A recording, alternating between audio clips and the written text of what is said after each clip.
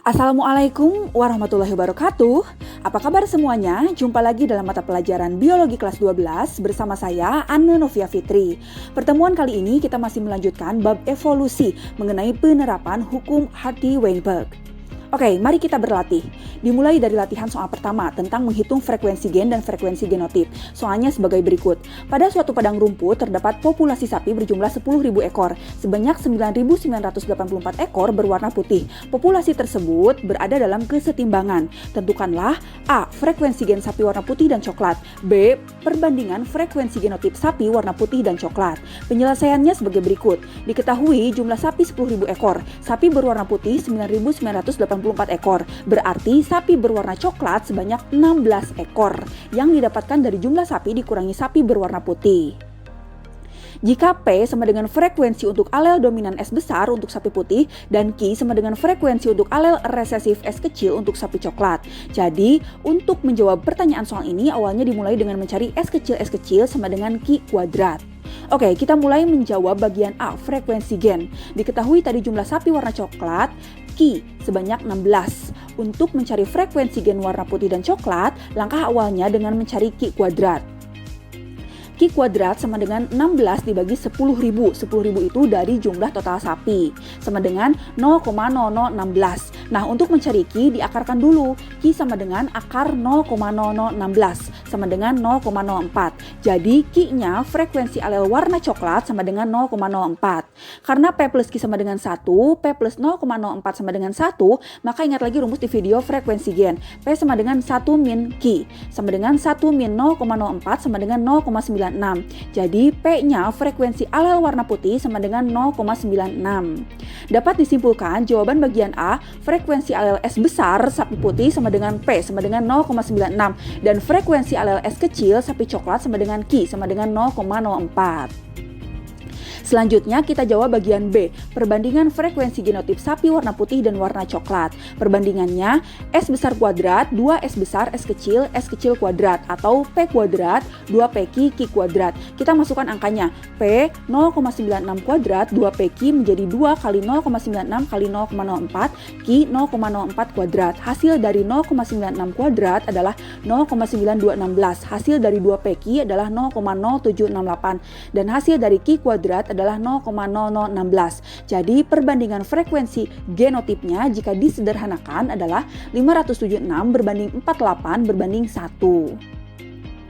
Selanjutnya, latihan soal 2 tentang menghitung frekuensi gen. Pada suatu populasi yang berpenduduk 10.000 orang, terdapat 25 orang yang menderita albino. Berapa persentase orang carrier albino? Penyelesaiannya sebagai berikut. Diketahui orang normal sama dengan A besar sama dengan P kuadrat. Orang carrier albino sama dengan A besar A kecil sama dengan 2PQ. Orang albino sama dengan A kecil sama dengan Q kuadrat. Jadi Q kuadrat sama dengan 25 dibagi 10.000 sama dengan 0,0025. Q sama dengan akar 0,0025. Q sama dengan 0,05. Jadi Q-nya frekuensi orang albino sama dengan 0,05.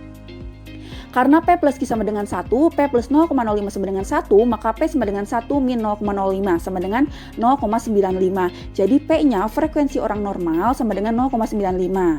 Ditanyakan orang carrier albino atau heterozigot bergenotip A besar A kecil sama dengan 2PQ, maka 2PQ sama dengan 2 kali 0,95 kali 0,05 sama dengan 0,095. Nah, berhubung ditanyakan persentase, maka hasilnya dikali 100. 0,095 dikali 100%. Hasilnya 9,5%. Next, latihan soal 3 masih tentang menghitung frekuensi gen dengan jenis penyakit yang berbeda. Pada suatu daerah Q yang berpenduduk 10.000 terdapat penderita PTC 36%. Maka jumlah penduduk yang non-PTC homozigot sebanyak. Penyelesaiannya sebagai berikut. Penderita PTC dikendalikan oleh gen homozigot resesif, yaitu T kecil sama dengan Q kuadrat. Berarti Q kuadratnya 36%. Sedangkan non-PTC dikendalikan oleh gen homozigot dominan, yaitu T besar sama dengan P kuadrat. Jadi T kecil sama dengan Q kuadrat sama dengan 36%, sama dengan 36 per 100 sama dengan 0,36. Q sama dengan akar 0,36 sama dengan 0,6. Jadi Q-nya frekuensi penderita PTC sama dengan 0,6. Karena P plus Q sama dengan 1, P plus 0,6 sama dengan 1, maka P sama dengan 1 min Q sama dengan 1 min 0,6 sama dengan 0,4.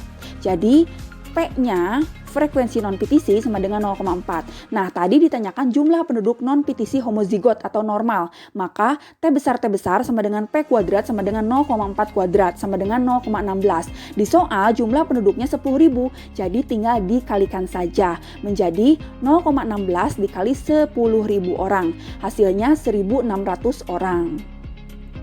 Berikutnya latihan soal 4 menghitung frekuensi golongan darah. Sebanyak 1.000 siswa SMA Pelita telah diperiksa golongan darahnya dan diperoleh hasil sebagai berikut. Siswa bergolongan darah A sama dengan 280, B 170, AB 190, dan 0 360. Tentukanlah frekuensi alel IA, IB, dan I0 pada siswa tersebut.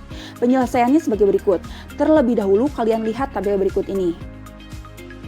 Untuk golongan darah A sama dengan P, darah B sama dengan Q, dan darah 0 sama dengan R. Coba lihat yang golongan darah A, genotipnya IAIA dan frekuensinya P kuadrat atau IAI0, frekuensinya 2PR, begitupun seterusnya. Jadi untuk menjawab soal tersebut, terlebih dahulu kalian harus mencari frekuensi golongan darah 0 atau R.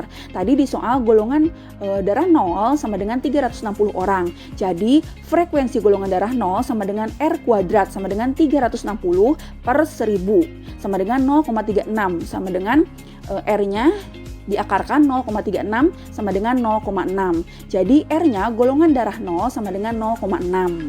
Kemudian langkah berikutnya mencari P, yaitu A plus 0 sama dengan P plus R kuadrat sama dengan 280 ditambah 360 dibagi 1000 sama dengan 640 dibagi 1000 sama dengan 0,64.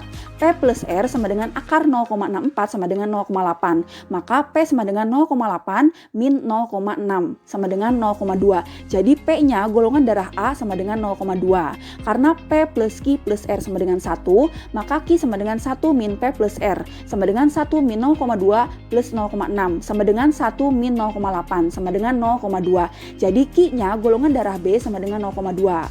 Dapat disimpulkan bahwa frekuensi alelnya IA sama dengan P sama dengan 0,2, IB sama dengan Q sama dengan 0,2, dan I0 sama dengan R sama dengan 0,6.